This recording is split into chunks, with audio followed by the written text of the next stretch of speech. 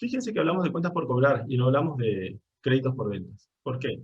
Porque hay una diferencia de lo que podría entenderse como género y especie.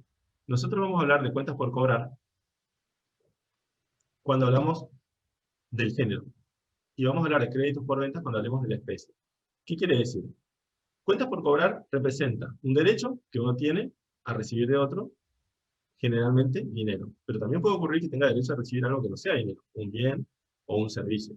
Entonces, una cuenta por cobrar, fíjense ahí la representación, existe cuando alguien, en base a un hecho anterior, tiene derecho a recibir dinero, bienes o servicios. Y la obligación para un tercero a favor del ente que tenga un alto grado de posibilidad de ser cumplida. Es decir, que una cuenta por cobrar representa un derecho contra alguien para recibir dinero, bienes o servicios, pero que tenga un grado elevado de probabilidad de cobro. Con lo cual estamos dejando afuera las cuentas por cobrar de bajo grado de cobrabilidad.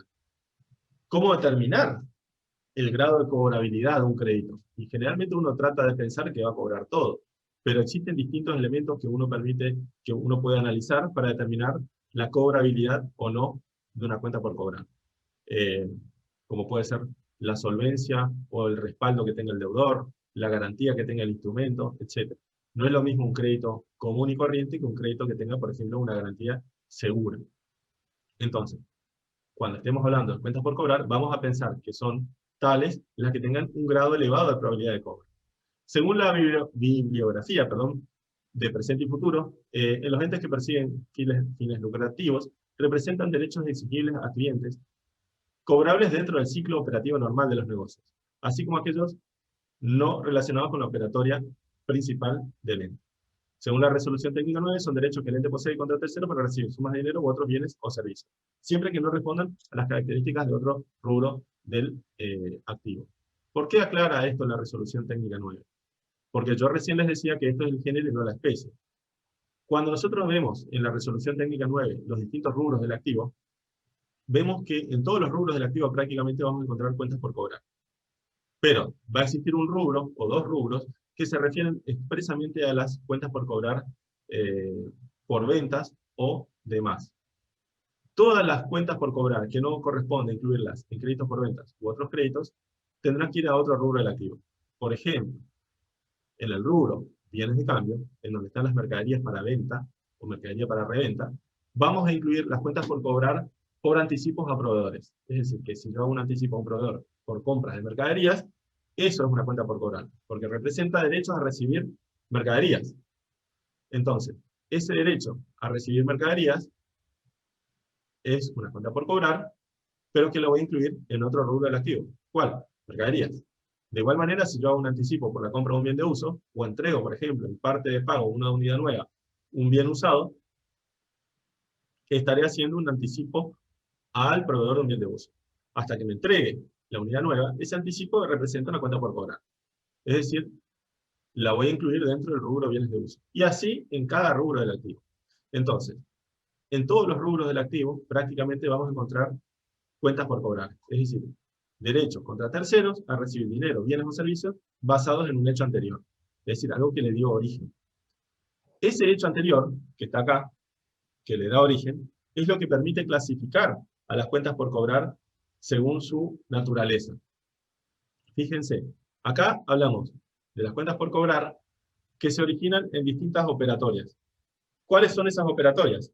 Podemos hablar de ventas de bienes, prestaciones de servicios, préstamos financieros, refinanciaciones, indemnizaciones, anticipos a proveedores, compras o inversiones en títulos de deuda públicos o privados, compras de títulos de capital, como por ejemplo las acciones de una empresa o los fondos comunes de inversión, constitución de un depósito a plazo fijo en una entidad financiera. Son operatorias que lo que hacen es originar un derecho contra un tercero a recibir dinero, bienes o servicios. Entonces, independientemente de la operatoria que le da origen, el o la cuenta por cobrar deberá ser incluida en distintos rubros. Por ejemplo, las cuentas por cobrar que se originen en ventas de bienes o prestaciones de servicios deberán ser consideradas en los créditos por ventas de bienes o prestaciones de servicios. Los préstamos financieros, por ejemplo, le presto dinero a un empleado, a un accionista, a un administrador o a un tercero, significa que le estoy prestando dinero, no le estoy vendiendo algo, le estoy prestando dinero y me lo va a tener que devolver. O si le estoy refinanciando un crédito anterior, o voy a cobrar una indemnización, en ese caso esas cuentas por cobrar deberán ir a parar a otros créditos, es decir, otro rubro del activo. Los anticipos a proveedores por compras de distintos tipos de bienes deberán ser incluidos en el rubro del bien del que voy a recibir. Si se trata de bienes de cambio, en bienes de cambio. Y así, si se trata de bienes de uso, en bienes de uso. Si se trata de anticipos por compras de intangibles, en intangibles. Y por ejemplo, las inversiones en títulos de deuda, las inversiones en títulos de capital o los plazos fijos serán inversiones. Es decir, toda esta operatoria genera, vuelvo para atrás, toda esa operatoria que las entiendo como el hecho anterior, origina derechos del ente a favor de un tercero, para recibir dinero, bienes o servicios. Entonces, ese hecho anterior se refiere a esa operatoria. Si ese hecho anterior ocurrió, generó el nacimiento de una cuenta por cobrar. Quiere decir que yo voy a tener que reconocer una cuenta por cobrar cuando entienda que esta operatoria se encuentra realizando. Después lo que vamos a ver, pero no va a ser hoy, sino la semana que viene, cuando yo entiendo que una venta está hecha, o la prestación de un servicio realizado, cuando un préstamo está hecho, etc. Y qué documentación respaldatoria es la que le da sustento o respaldo, valga la redundancia, a esa operación. De manera que si ese respaldo documental existe, yo digo, la operación se realizó y la cuenta por cobrar ya existe.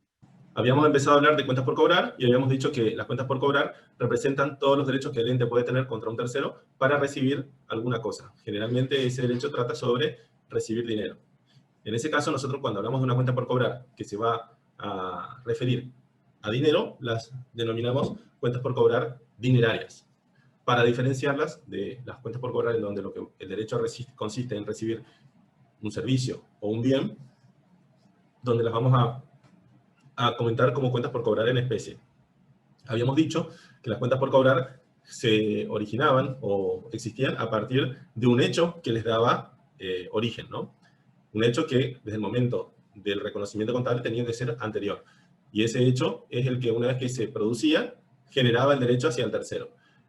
Ese hecho, o el hecho generador de la cuenta por cobrar, es el que las permite, digamos, agrupar según su naturaleza o origen, digamos, ¿no? Y la que permite hablar de la operatoria de las cuentas por cobrar.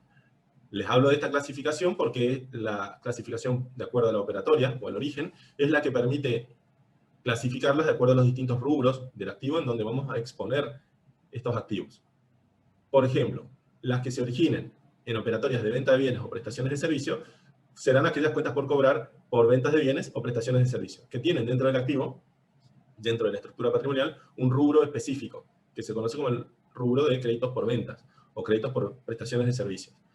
Y que se diferencia, digamos, de las demás cuentas por cobrar, que irán en otro rubro o en cualquier otro rubro del activo, de acuerdo a deba ser considerado o no. Por ejemplo, las cuentas por cobrar financieras o por préstamos financieros, es decir, cuando yo presto plata, o porque refinancio una cuenta por cobrar que ya venía de antes, o las indemnizaciones que tengamos a cobrar, ya sea por litigios judiciales o por seguros que tengamos que cobrar como resarcimiento de una situación prevista y cubierta por una póliza. Entonces, todas estas cuentas por cobrar las vamos a incluir en otro rubro del activo que se conoce como otros créditos, junto con ciertos créditos originados en la operatoria principal como consecuencia de la operatoria impositiva, por ejemplo, los créditos fiscales, los créditos por préstamos al personal o a los directores, etc. O también el crédito que puede tener el ente como consecuencia de la suscripción de capital que en determinado momento no esté integrada. Entonces, esa cuenta por cobrar representa el dinero a recibir del socio por la integración de su aporte de capital o por la integración de su suscripción de capital. Y diferenciamos esas cuentas por cobrar, por ejemplo, de los anticipos a proveedores, que irán en los distintos bienes a los que se refiere el anticipo. Si son anticipos por compras de bienes de cambio, irán, o se expondrán, mejor dicho, en bienes de cambio, o en bienes de uso, o en activos intangibles. Si se trata de cuentas por cobrar por inversiones en títulos de capital, ya sea de deuda, de títulos de capital o títulos de deuda públicos o privados, tendrán que incluirse en el rubro de inversiones. Si se trata así como también los depósitos a plazo fijo o las compras de fondos certificados o cuotas partes de fondos comunes de inversión, todos son títulos de capital que representan derecho a recibir una suma de dinero a una fecha determinada y con un rendimiento. Es por eso que las vamos a incluir en inversiones. Entonces, como se darán cuenta o se habrán dado cuenta, vamos a encontrar cuentas por cobrar en todos los rubros del activo, o casi en todos los rubros del activo. Con lo cual no significa de que nosotros tengamos en todos los rubros que considerar o considerarlos como créditos por ventas. Es decir, que la clasificación de las cuentas por cobrar es la que nos va a permitir su inclusión en un rubro u otro, digamos. Esta clasificación es muy cuestionada desde el punto de vista doctrinario, porque la inclusión, por ejemplo, de los anticipos a proveedores en rubros como bienes de cambio o bienes de uso, representa algo contrariamente o contrario a la naturaleza del rubro. Por ejemplo, cuando hablamos de los bienes de cambio, hablamos de los activos que se van a destinar para la venta. O si hablamos de los bienes de uso, son aquellos activos tangibles que se van a utilizar en la actividad principal. Y nada más o nada menos tangible que una cuenta por cobrar, o nada menos vendible que un crédito por la compra de un bien de cambio. Pero bueno, así la doctrina, así los criterios, la inclusión de estas cuentas por cobrar en estos rubros se debe realizar. ¿Por qué? ¿Cuál es la explicación o cuál es la justificación? La justificación dada es que estos activos van a terminar convirtiéndose en bienes de cambio o en bienes de uso. Entonces, como su destino es un activo del rubro principal, se los incluye. Algo bastante discutible. Bien, una vez que los clasificamos y ya los conocemos, tenemos que empezar a hablar de el reconocimiento contable. ¿Se acuerdan cuando hablábamos en la unidad 1 de los problemas con los que se presenta la contabilidad? Uno de ellos era el reconocimiento contable, en este caso de los activos. ¿Qué era el problema o la problemática del reconocimiento contable? Era definir el momento en que la contabilidad debía tomar conocimiento de la existencia de un activo, de un pasivo o de un elemento del patrimonio. En este caso, que nosotros estamos estudiando cuentas por cobrar, vamos a ver cuándo es el momento en que existe tal derecho, ¿sí? Para eso lo que vamos a tener que analizar es cuál es la operación que le da origen y cuándo deberíamos entender que esa operación está concretada. Porque hace un ratito les dije que cuando esa operación se interprete o se considere realizada, ocurrida, eso es el hecho generador que da origen a la cuenta por cobrar. Entonces tendremos que pensar en función de esta operatoria cuándo se considera realizada una venta de un bien, cuándo se considera, y en las distintas operatorias, cuándo se considera prestado un servicio, o cuándo se considera un préstamo realizado o refinanciado, etc. Entonces, analizando operación por operación, vamos a tener en cuenta, o vamos a, mejor dicho, entender cuándo se considera existente. Una vez que sepamos o tengamos constancia de su existencia, el próximo problema con el cual nos vamos a tener que poner es la medición. Es decir, existiendo una cuenta por cobrar, un derecho a un tercero, bueno, lo primero que vamos a tener que hacer es ver cuál es la regla o el criterio de medición para este tipo de créditos o este tipo de activos, perdón, y en función de ese criterio de medición, que deberá ser un criterio de medición inicial, es decir, cuando ingresa al patrimonio, lo vamos a pesar, medir, tomar la estatura, etc. Es decir, comparar el elemento con la regla de medición y determinar su cuantía económica. Y eso nos va a determinar su valor de ingreso al patrimonio, para después tener que analizar cuál es la medición periódica, es decir, los sucesivos momentos posteriores al ingreso, en tanto y en cuanto el crédito esté dentro del activo. Como saben ustedes, un crédito representa una suma de dinero a recibir, pero que se debe cobrar en determinado momento, que nosotros conocemos como la fecha de vencimiento. ¿Qué es la fecha de vencimiento o las fechas de vencimiento? Es el o los momentos en donde el deudor se tiene que presentar y pagarnos, ¿sí? O nosotros cobrar, ¿sí? Estamos hablando de que nosotros somos acá el acreedor del crédito o de la cuenta por cobrar. Entonces, la fecha de vencimiento es cuando el crédito pasa de no vencida a vencida. Es en ese momento que debería cobrarse o que el deudor debería pagar. Si eso no ocurre, la cuenta por cobrar va a cambiar su estado de normal a situación de mora o de demora, de atraso, ¿sí? Esa situación de mora estará, digamos, latente hasta que la empresa haga algún reclamo, que podrá ser por vía administrativa o por vía judicial. Entonces, cuando haga ese reclamo, nosotros lo que vamos a tener que analizar de nuevo es la nueva clasificación de la cuenta por cobrar de situación de mora a situación de gestión de cobro judicial o administrativo. y la última instancia, en cuanto a esta clasificación de las cuentas por cobrar según su estado, una vez que la cuenta por cobrar en gestión judicial concluye, digamos, o se cobra o pasa a ser, digamos, incobrable. Una vez que hemos agotado todas las instancias administrativas o judiciales de cobro y sin tener resultados, bueno, no quedará otra que darla de baja del activo y pasarla a deudores incobrables. Ustedes ya deben saber cómo, eso se hace a través de la previsión de cuentas de deudores incobrables, digamos, o las conocidas previsiones para deudores incobrables, que es una estimación que se hace cuando existen elementos de juicio que indiquen que una cuenta por cobrar es de dudoso cobro, o que las probabilidades de transformarse en lo que tiene que transformarse, que es dinero o bien, o un servicio, sean bajas. Entonces, en ese momento nosotros lo que vamos a hacer es dejarla de considerar como un activo. Bien, planteado todo esto, vamos a empezar a ver entonces la problemática del reconocimiento contable. ¿Preguntas hasta acá? Bueno, fíjense, acá en esta filmina nosotros hablamos de reconocimiento contable. Es decir, que los créditos se originan por distintas operaciones. Habrá que tener en cuenta cuándo se perfecciona esa operación. Si hablamos, por ejemplo, de la venta de un bien, es decir, que nosotros estamos vendiendo, tenemos dos operaciones, dos formas generalmente de vender.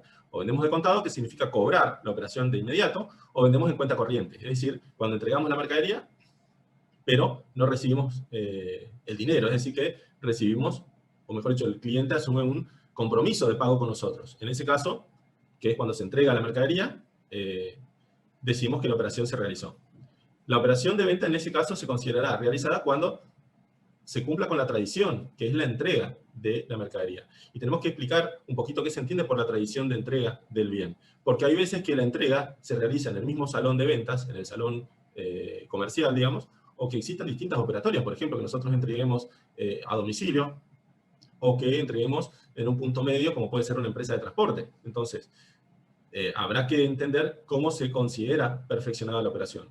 Si se realiza en el salón de ventas, nosotros vamos a tener que documentar la entrega mediante un comprobante que se conoce como remito, y que, o factura, digamos, le haremos firmar el comprobante, y que de ese modo el cliente estará asumiendo el compromiso de la operación. Por el contrario, si se entrega a domicilio, en tanto y en cuanto la mercadería esté en tránsito, es propiedad de la empresa.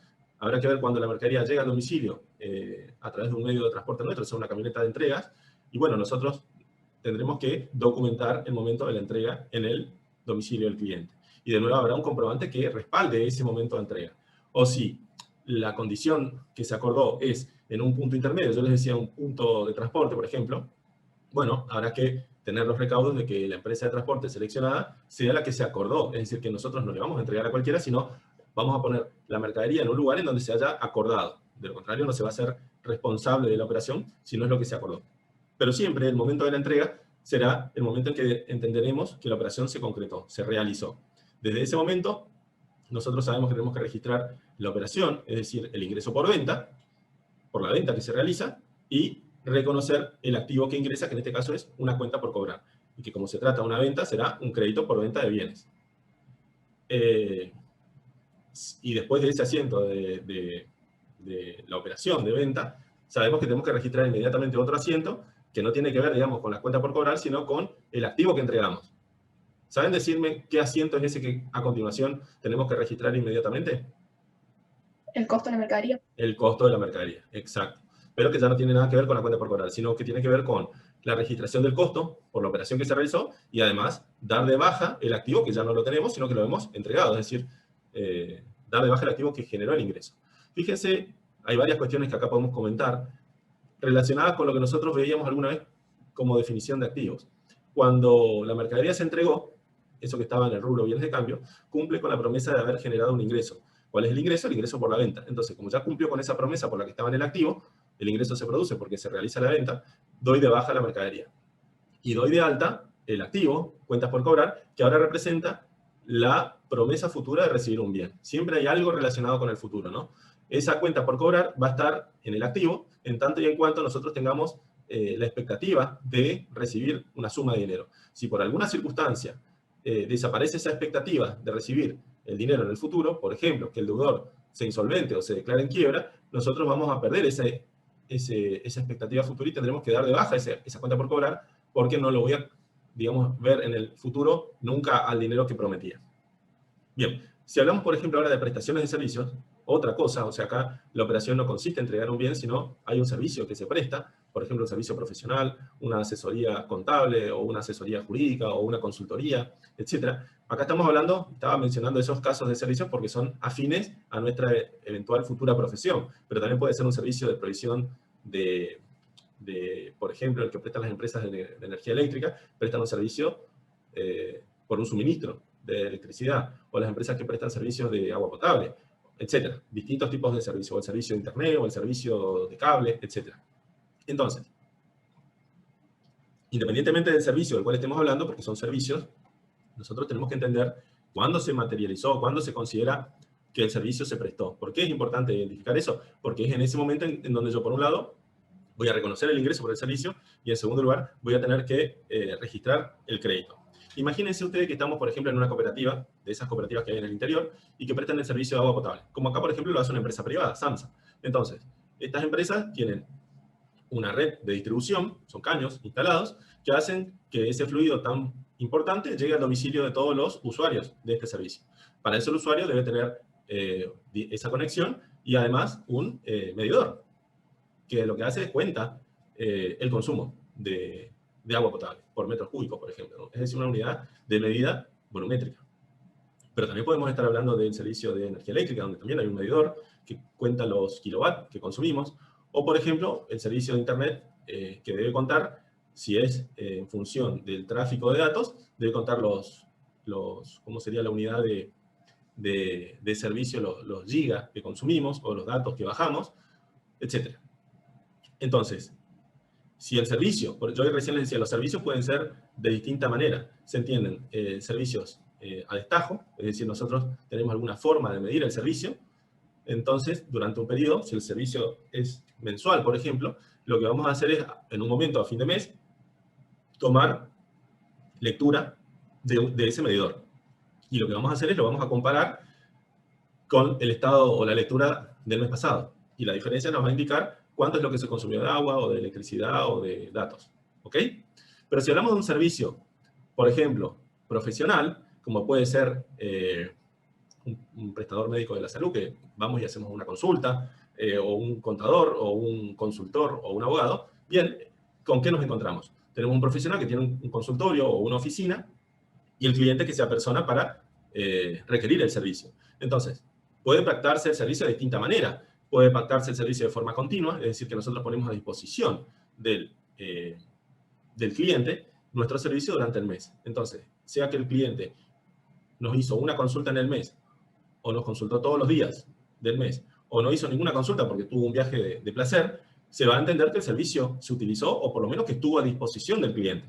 Es decir, que en ese caso no se va a medir el uso del servicio, sino lo que va a indicar que el servicio se devengó es el transcurso del tiempo. Algo parecido, por ejemplo, al servicio de cable. ¿Por qué? Porque generalmente el servicio de cable consiste en poner a disposición del cliente o del usuario una señal. Entonces, si el cliente o si el usuario utiliza, que no sea el servicio a demanda, sino el servicio común, básico, entonces el usuario, si prende el televisor o no lo hace, no importa, el servicio estuvo disponible, y si transcurrió el mes, se usó un día o no se usó nunca, o se usó todos los días, eso no importa, sino que lo que se considera es el transcurso del mes. O bien puede ser que pactemos de otra manera,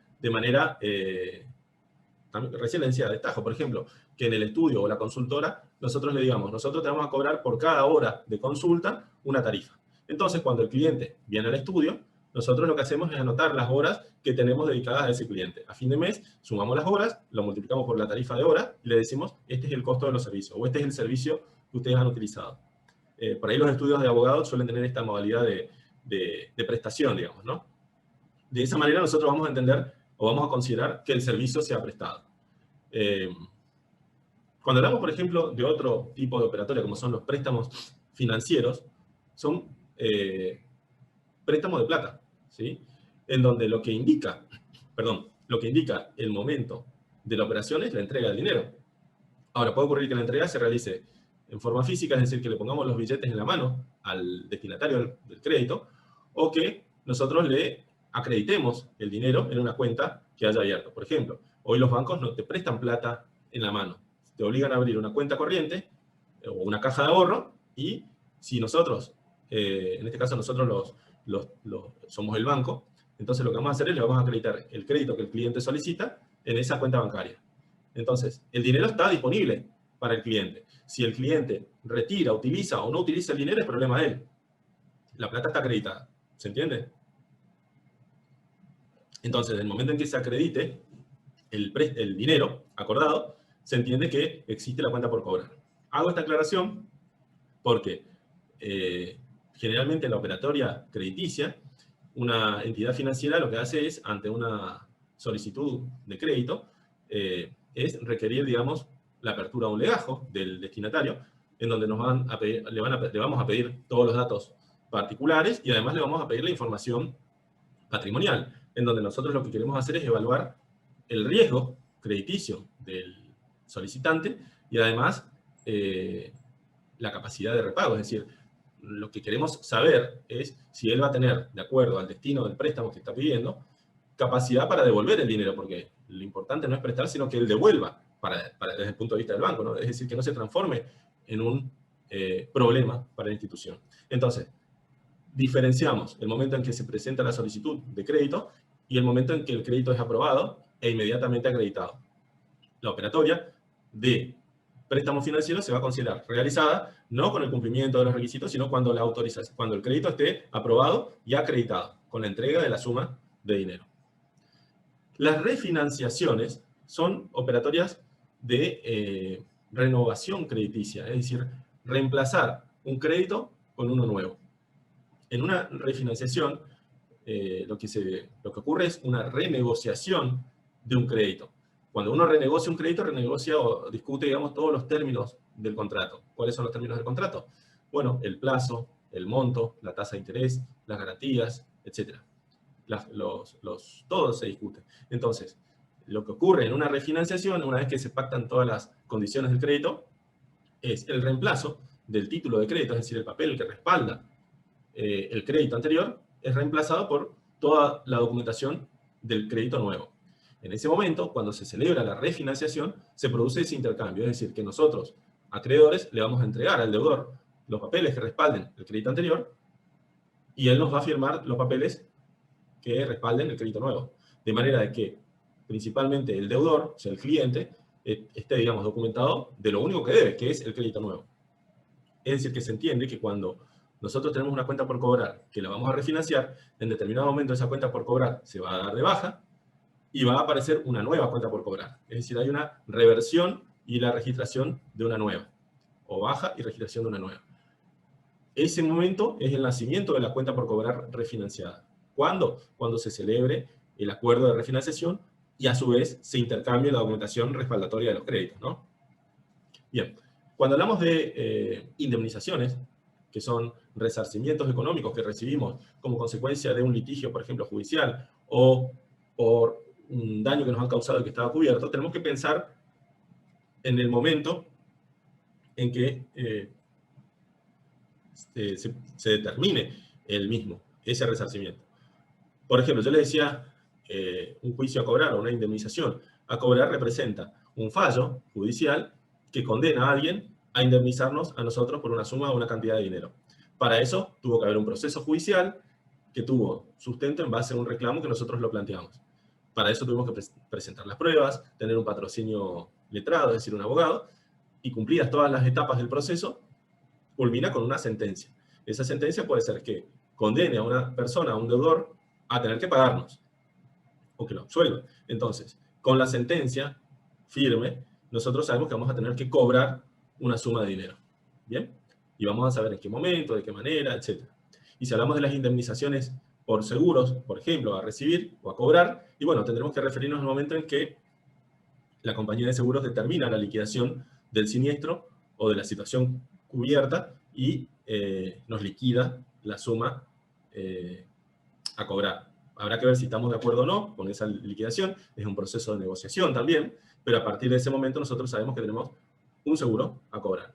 No está acá, pero habíamos dicho que cuando un socio suscribe capital, es decir, suscribe partes del capital de una sociedad, se compromete a integrar por ese capital que suscribe una suma de dinero. Entonces, esa suscripción de capital que se hace en un instrumento público, es decir, un documento público, es decir, con intervención de un notario, de un escribano, certifica de que ese accionista ahora tiene que integrar, tiene que ingresar a la empresa dinero.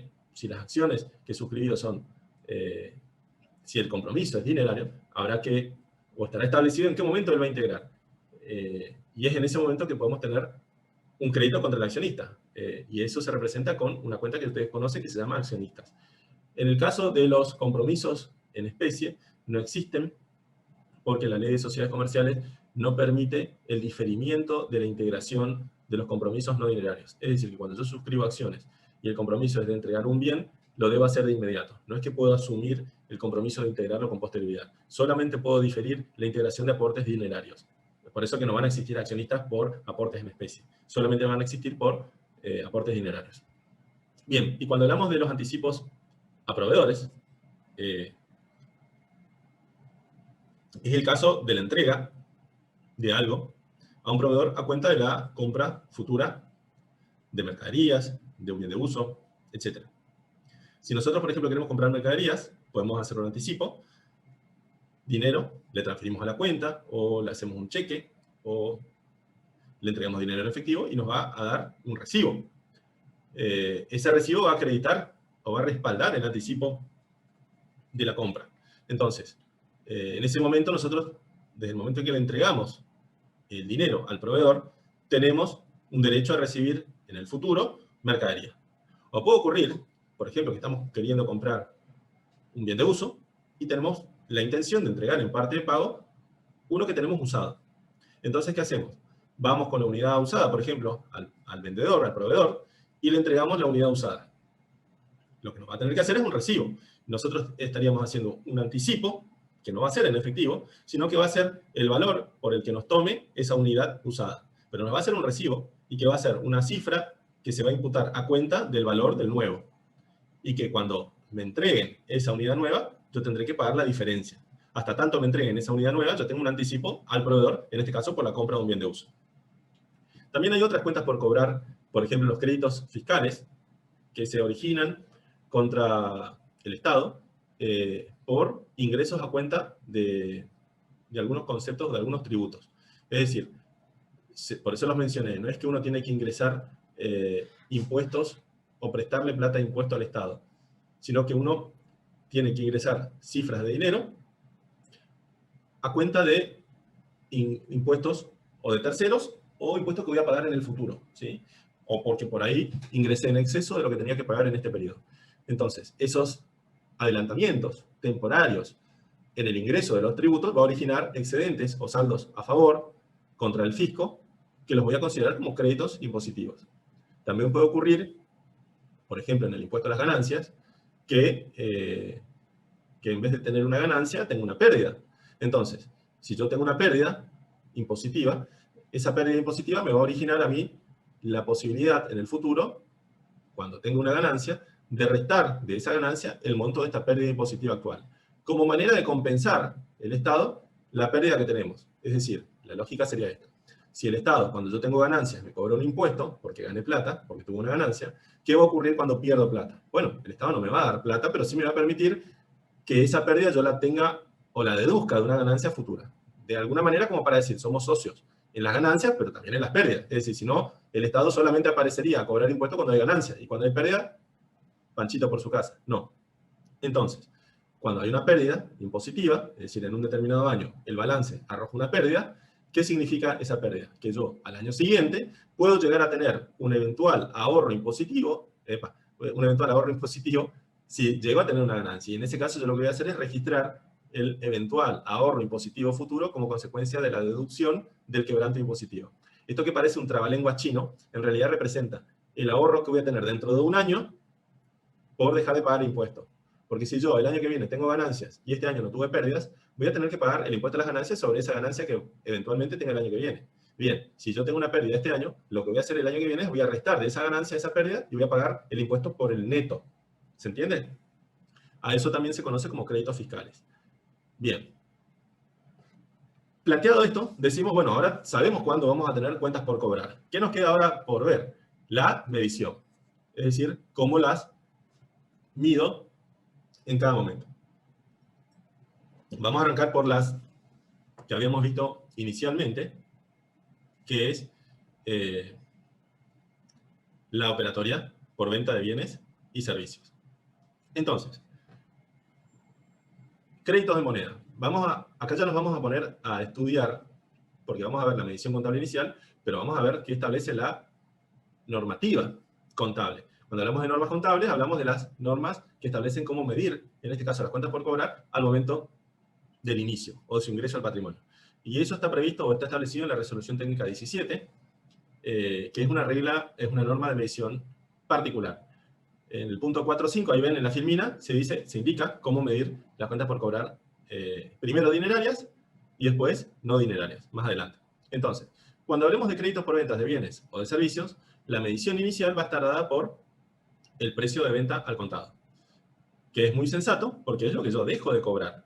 Si yo, por ejemplo, vendo una mercadería de contado en una cifra, por ejemplo, 100 pesos, cuando yo la vendo en cuenta corriente, lo que dejo de cobrar en el momento de la operación de venta no es lo que voy a cobrar dentro de 30 días, sino que en el momento de la operación es lo que dejé de cobrar. Va a haber una diferencia que se va a conocer como interés, que es el incremento de valor que va a tener el crédito entre la operación y la fecha de vencimiento, ¿sí? Pero el valor del crédito en el momento cero está dado por el precio de venta al contado. ¿Qué es el valor de venta al contado? Es lo que yo cobro en efectivo, en ese momento. Ahora bien, puede ocurrir que el precio de venta de contado esté estipulado, es decir, que surja de los datos de la operación, o que no surja de los datos de la operación, es decir, que la operatoria de la empresa sea única y exclusivamente en cuenta corriente, y que no existe una forma de calcular el precio de contado, porque no se realiza operatoria de tal manera. En ese caso, no es que nos rendimos, sino que lo tenemos que calcular. ¿Y cómo lo vamos a calcular? A partir del valor que vamos a cobrar. Vamos a necesitar ciertos datos para poder calcular el valor que hubiese tenido que cobrar si era de contado. Entonces, supongamos que la operación se realiza a 30 días, es decir, que lo voy a cobrar 30 días después de la entrega. Entonces, voy a buscar dentro de la operatoria, dentro de los datos referidos a la operación comercial, si existe algún descuento por pago de contado. Si el dato existe, lo voy a aplicar y me va a permitir conocer el precio de contado. Si el dato no existe, tendré que recurrir a una tasa de interés que sea equivalente o aplicable para la empresa en cuestión que estamos analizando y para los riesgos de la operación o de la operatoria que estamos analizando, los volúmenes y mercados en los que estamos operando y a los que la empresa accede. Esa tasa de interés me va a servir a mí para calcular el valor descontado. Y digo que la vamos a buscar porque, de acuerdo a los datos de la operación, no surge esa tasa. Entonces, lo que voy a hacer es, a partir de esa tasa de interés y del importe que vamos a cobrar, lo voy a descontar hasta la fecha de la operación. Y de esa manera voy a calcular el valor descontado del importe futuro que voy a recibir. ¿Se entiende esto? Esto lo podemos ver con un ejemplo. Como ejemplo, están viendo un Excel ahora, ¿no? Sí. Bien. Vamos a suponer que nosotros realizamos, vamos a poner acá, ejemplo, bien sencillo, ejemplo y no ejemplo, que realizamos una operación de venta en 3 cuotas, mensuales y consecutivas. La primera a los 30 días, la segunda a los 60 días y la tercera a los 90 días. Y cada cuota va a ser, o lo que voy a cobrar, va a ser importe de la cuota, 100 pesos, ¿sí? Aclarándole que cada cuota está diferida en 30 días.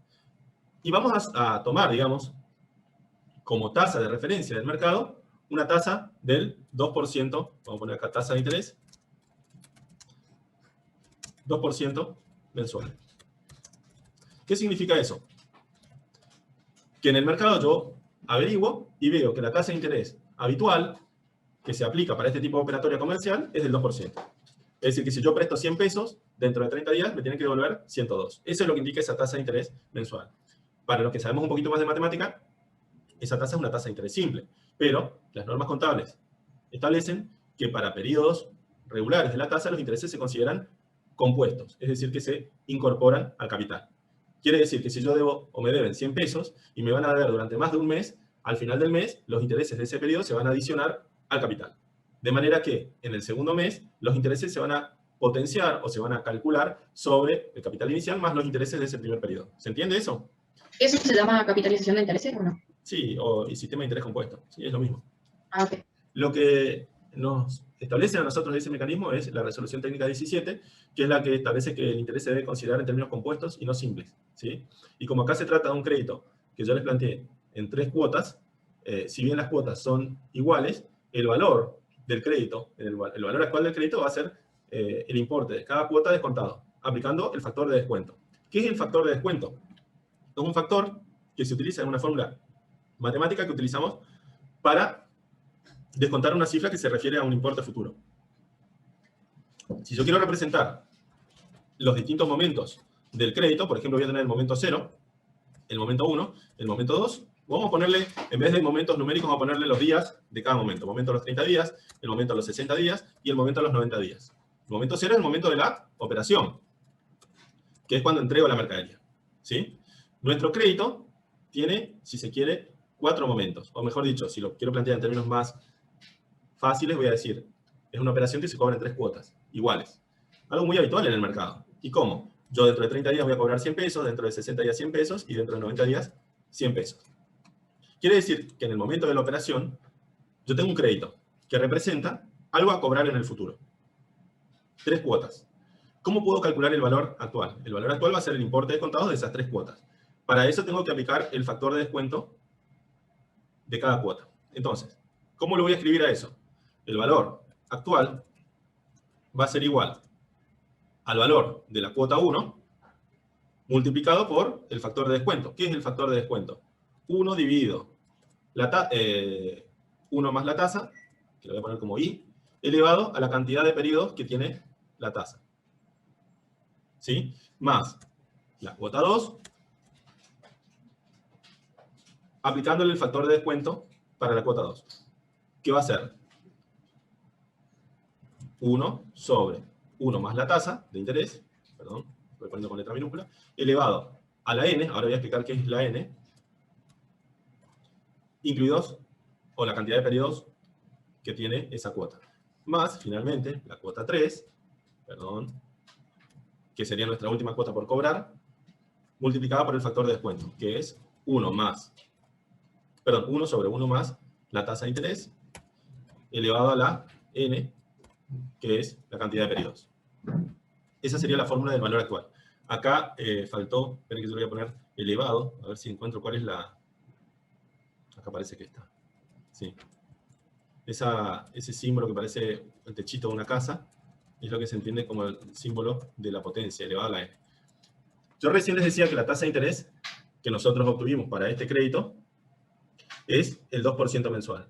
Quiere decir que la tasa se refiere a un periodo, que en este caso es el mes.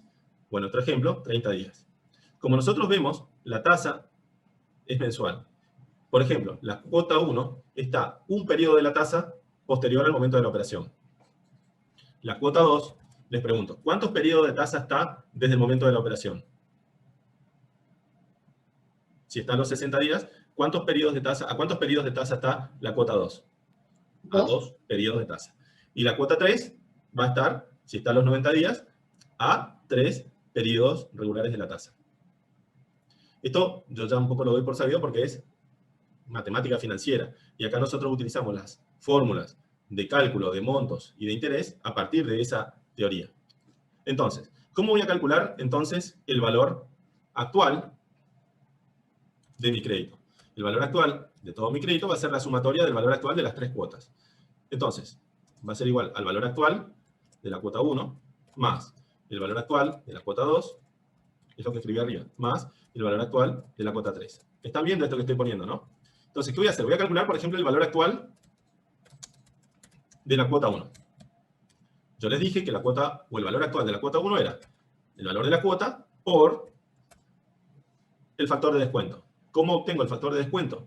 1 sobre 1 más la tasa, que se expresa en términos porcentuales, 0,02, elevado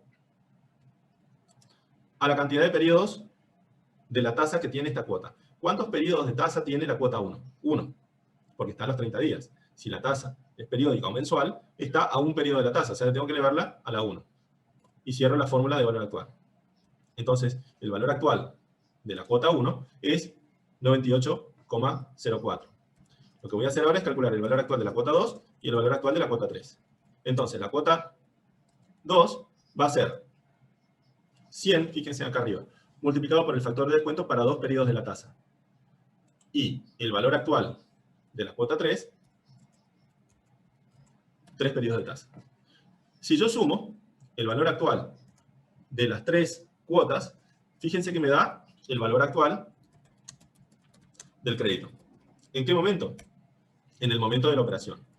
Quiere decir, yo ahora puedo plantear que el valor del crédito en el momento 0 es lo que dejo de cobrar. Y lo voy a poner como es algo que dejo de cobrar, lo voy a poner en términos de flujo, en términos negativos. Fíjense, ¿ven que está en rojo? Está en rojo porque es lo que dejo de cobrar. Por eso que yo dejo de cobrar, voy a cobrar 100, 100 y 100. Si yo quiero calcular el interés total, que está englobado en esta operación comercial, ¿qué hago? Hago la suma algebraica del flujo del crédito. Fíjense, ¿cuánto cobré de intereses? 11,61. ¿Por qué? Porque el monto del crédito es la sumatoria de las cuotas. Es decir, 300 pesos. Si lo que yo voy a cobrar a lo largo de todo el crédito son 300 pesos y el valor actual es 288, la diferencia van a ser los intereses, que son 11 pesos con 61. Entonces, esos 11 pesos es lo que va a cambiar o lo que va a crecer el crédito por los intereses, desde el momento 0 hasta el momento 90. Con la salvedad de que cada 30 días yo tengo un cobro de intereses. Volvemos a la filmina. Hablando de la medición contable inicial de créditos por ventas de bienes y servicios. Entonces, si el precio de venta para una operación de contado es un dato conocido, lo tomo inmediatamente. Y ese va a ser el valor o la medición inicial de la cuenta por cobrar. Si el valor de contado, si el valor del precio o el precio de venta de contado no se conoce, lo tengo que reemplazar por una estimación del valor descontado a la fecha de la operación de lo que voy a recibir. Que fue lo que hice recién. Tomé lo que voy a recibir, dije, voy a recibir 3 cuotas de 100 y las descuento hasta el momento de la operación, que es cuando hago la venta. A mí eso me dio 280 y pico, ¿sí? Y ese es el valor del crédito en el momento de la operación. Cuando hablamos de créditos dinerarios por transacciones financieras, tenemos que distinguir dos tipos de operaciones. Cuando se celebran operaciones con intereses o sin intereses. ¿Por qué? Porque podemos hacer operaciones sin intereses o con intereses bajos comparados con los de mercado. Pero las normas contables nos obligan a nosotros a reconocer lo que se conoce como el valor tiempo del dinero. ¿Qué significa esto? El valor tiempo del dinero es el interés. Y nosotros cuando movemos cifras de dinero a lo largo del tiempo, tenemos que reconocer el interés. Entonces, yo por ejemplo le puedo prestar a un familiar directo o le puedo prestar a una persona que quiero una suma de dinero. Y lo más probable es que no le cobre interés o le cobre un interés bajo. Ahora, si yo hago una operación de ese tipo, lo que estoy haciendo es dándole plata a cambio de una promesa de dinero futura. Eso es lo que estoy haciendo. Pero lo que la norma dice es, no puedo decir que es igual la plata hoy que la plata dentro de X cantidad de tiempo. ¿Por qué? Porque existe el factor tiempo del dinero o el interés. O mejor dicho, supongamos como ejemplo que yo le presto a alguien 100 pesos para que me los devuelva dentro de 6 meses. ¿Sí? Quiere decir que yo saco 100 pesos de mi billetera y los voy a ver de vuelta dentro de 6 meses. Si analizo y me olvido de la inflación y de todos los problemas que ocurren en la vida real y hago un ejercicio de laboratorio, yo digo, voy a salir hecho o no voy a ganar ni voy a perder nada. ¿Por qué? Porque yo saco 100 pesos hoy y los voy a tener de vuelta en el bolsillo dentro de 6 meses. ¿Se entiende lo que estoy diciendo? Bien. Hasta ahí es muy lindo el ejemplo.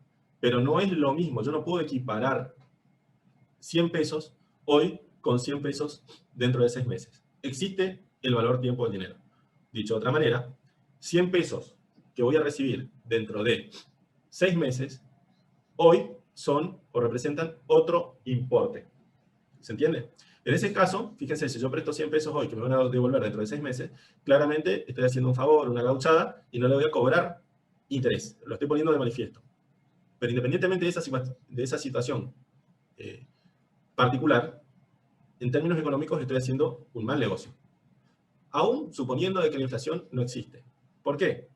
Vuelvo a repetir, porque existe el valor tiempo del dinero. Las normas contables así lo indican. Entonces, lo que nos tenemos que preguntar es, si yo voy a recibir 100 pesos dentro de 6 meses, ¿cuántos son esos 100 pesos a valor de hoy? Y tenemos que hacer el mismo cálculo, es decir, descontar esos 100 pesos durante 6 meses. ¿Se entiende? Con los datos que recién teníamos, de la operación que recién vimos, ¿podemos calcular el valor actual de esos 100 pesos? Es decir, si yo presto 100 hoy, para que me los devuelvan dentro de 6 meses. Sí, podemos calcular. Y lo vamos a hacer. Supongamos, vamos al Excel, vuelvo al Excel, que queremos calcular el valor actual de 100 pesos a cobrar, vamos para abajo, queremos calcular el valor actual de un crédito de pesos 100 a cobrar dentro de 6 meses. ¿Están viendo el Excel, no? Pregunto para no estar haciendo algo que ustedes no vean. ¿Se ven? ¿Ven el Excel? ¿Sí? Bien. Si hago la línea de tiempo, tengo el momento 0, que es cuando presto. O sea, doy los 100 pesos. Y voy a tener el momento 30, dentro de 30 días, no pasa nada. Momento 60, momento 90, momento 120, momento 150 y momento 180. Que va a ser cuando a mí me van a devolver 100 pesos. ¿Ok? Como ven, este crédito no tiene intereses. ¿Ok? Entonces, por más que yo no le cobre intereses, lo que tengo que ver es cuál es el valor actual de ese crédito. Y es lo que voy a calcular. Un segundito. Para calcular el valor actual, lo que voy a hacer es aplicar al valor del crédito, que son 100 pesos lo que voy a recibir, el factor de descuento, que era 1 sobre 1 más la tasa de interés, elevado a la cantidad de periodos de tasa que hay en el plazo del crédito. N lo habíamos simbolizado con N minúscula. Entonces, habíamos dicho que el valor de la tasa de interés mensual era del 2%. Entonces, ¿qué voy a hacer? 100 multiplicado por el factor de descuento, que era 1 sobre 1 más la tasa, que es 0,02, elevado a la 6, que es, ¿por qué 6? Porque tengo 6 meses de plazo de tasa, ¿no? La tasa que dijimos 2% mensual. Entonces, a ver algo acá. Ah, multipliqué. Y en realidad es, tengo que dividir.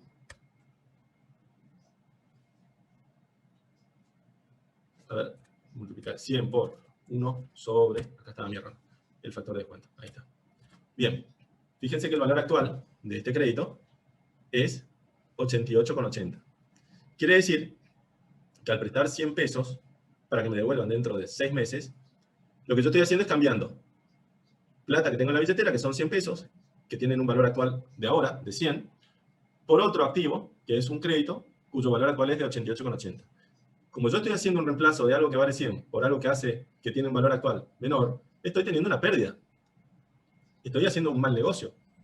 Entonces, lo que las normas contables dicen es, si hacemos un mal negocio, reconozcámoslo, regístrenlo. De manera que, cuando estemos hablando de un crédito financiero sin intereses, no va a ser lo que estoy prestando, sino que el valor actual del crédito, como se ve acá abajo, va a ser la mejor estimación de lo que voy a recibir, descontado a una tasa de mercado.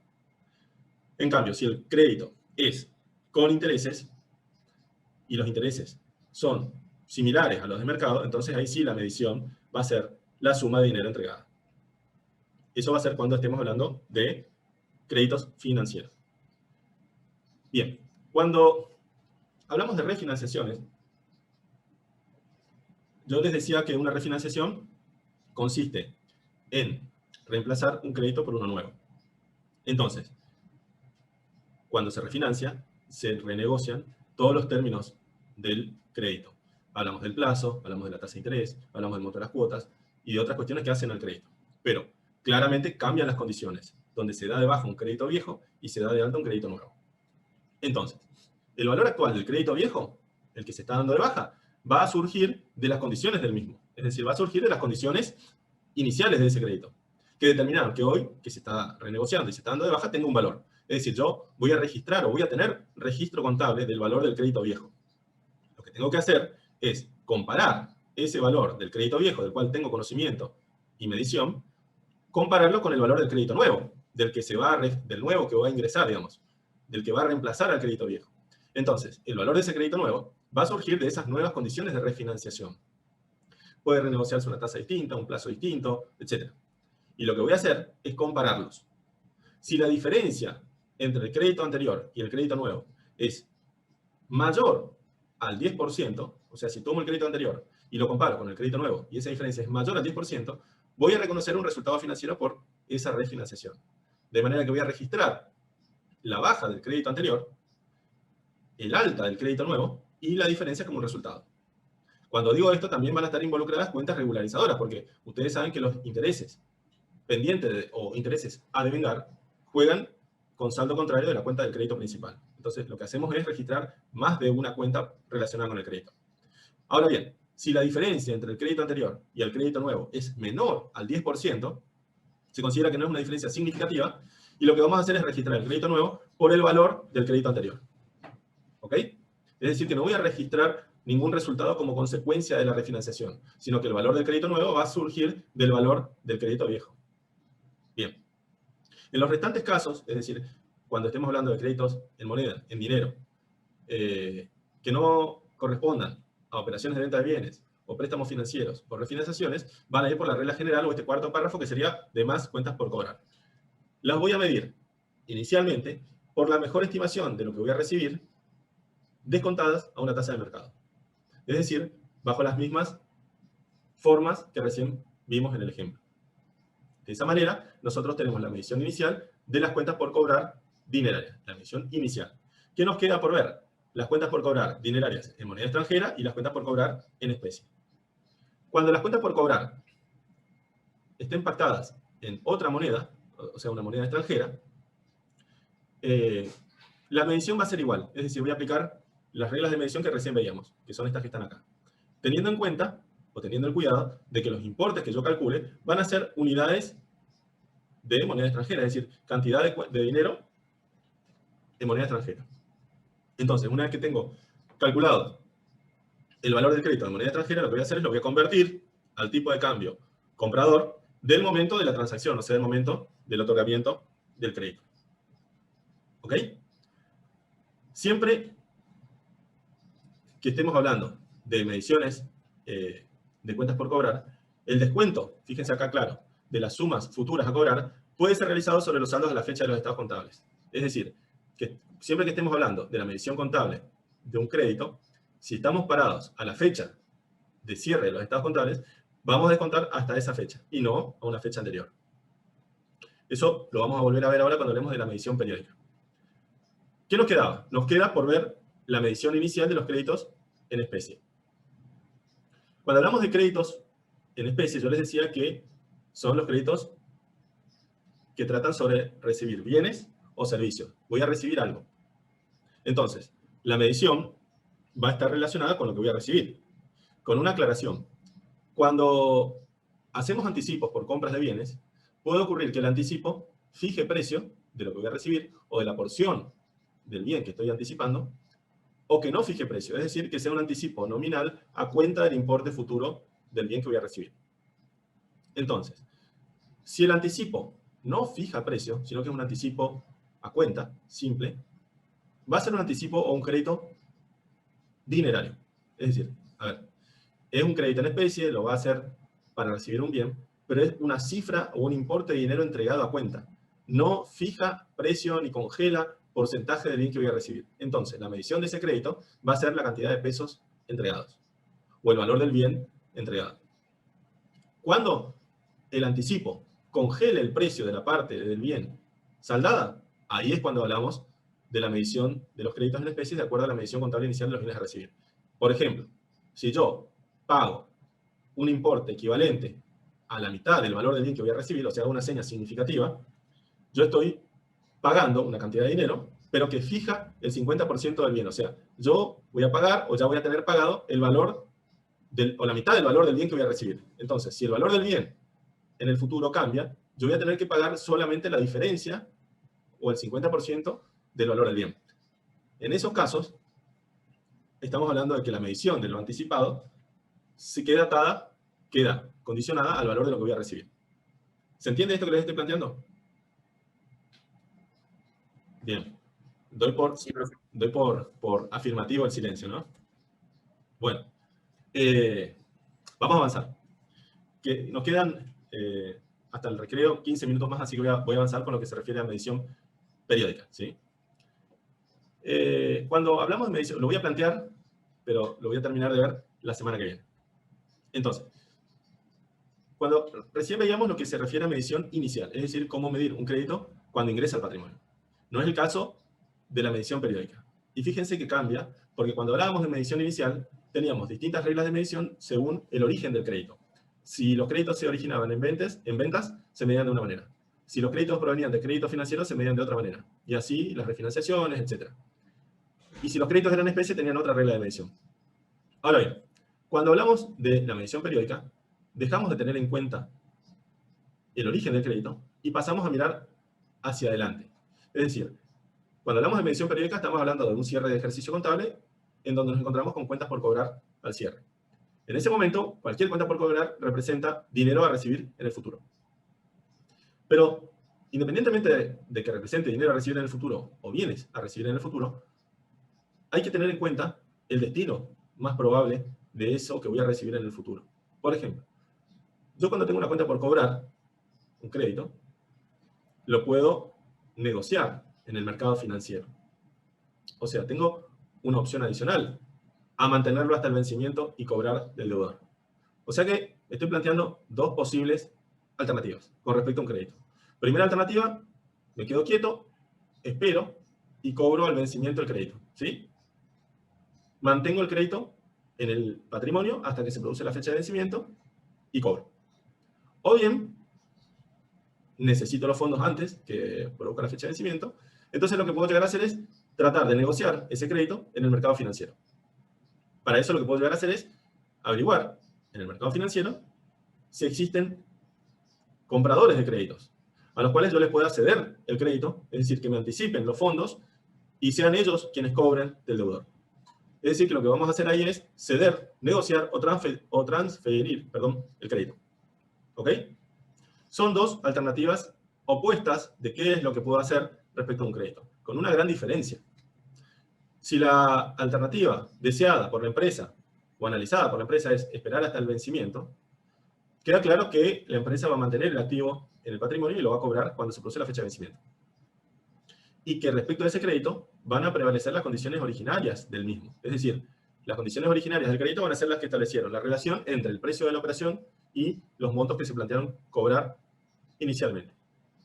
En cambio, si la alternativa deseada por la empresa es la cesión, venta o negociación del crédito, lo que va a ocurrir es que la empresa va a tratar de recibir anticipadamente fondos de un crédito a través de su colocación en el mercado.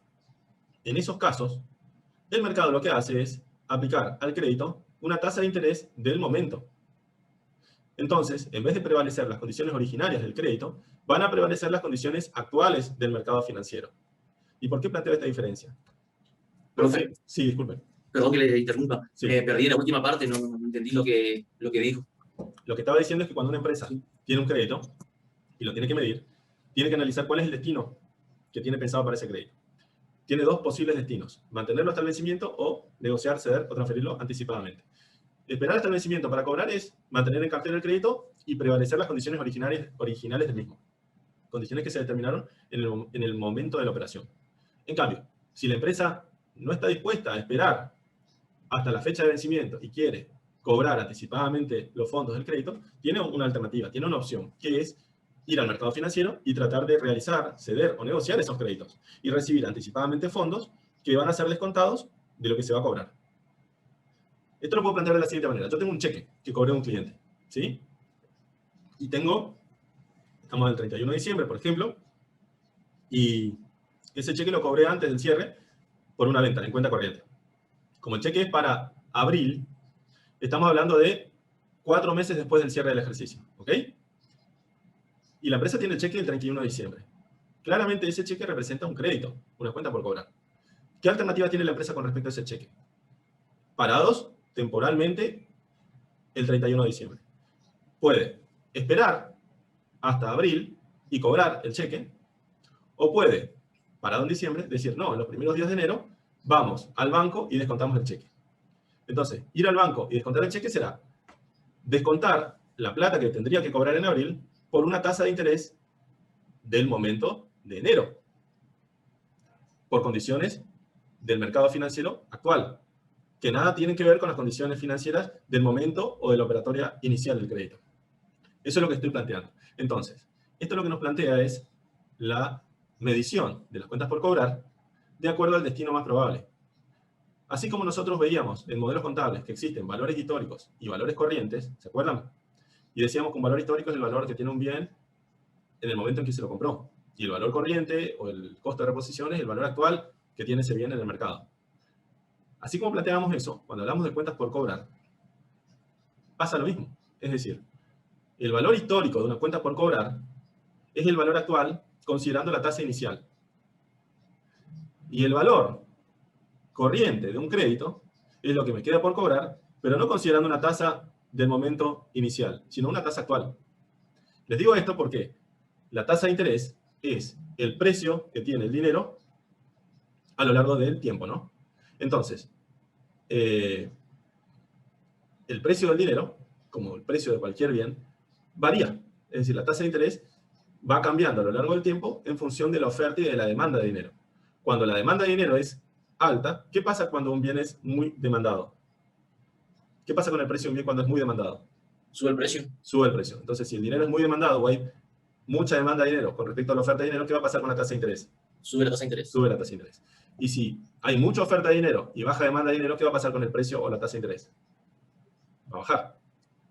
Entonces, lo que estoy poniendo en la discusión es que el valor actual de un crédito va a depender de esas dos variables. Del valor del dinero o el precio del dinero, llámese tasa de interés, que tuvo al inicio de la operatoria, o el precio histórico del dinero, o el precio actual del dinero. Porque en definitiva, al cierre del ejercicio, yo voy a estar tratando de medir algo que voy a recibir en el futuro, tomando distintos precios, o el precio histórico del dinero, o el precio actual del dinero. Es decir, utilizando tasas de interés históricas o actuales para descontar esas cifras que voy a recibir.